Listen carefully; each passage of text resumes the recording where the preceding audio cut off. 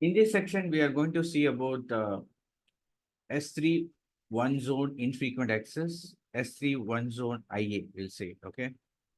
So basically, if you compare with a standard IA and this one, it is replicated into three availability zone, but here it is replicated into only one availability zone. That's a difference actually.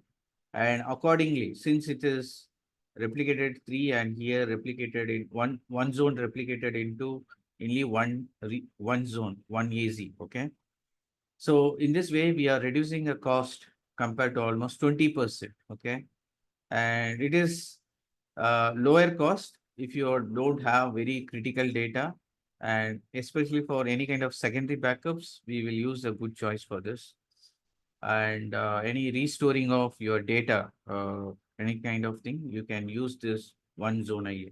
So here it is mentioned, it is a good choice for secondary backup on from on-premise to your cloud. And it is very effective replicated into a different cross-region replications. And it is highly throughput, okay? And you can, they are going to charge based upon the GB transfer rate, okay?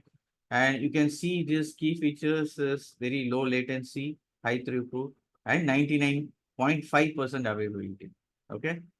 Thank you guys. We'll see you in the next lecture.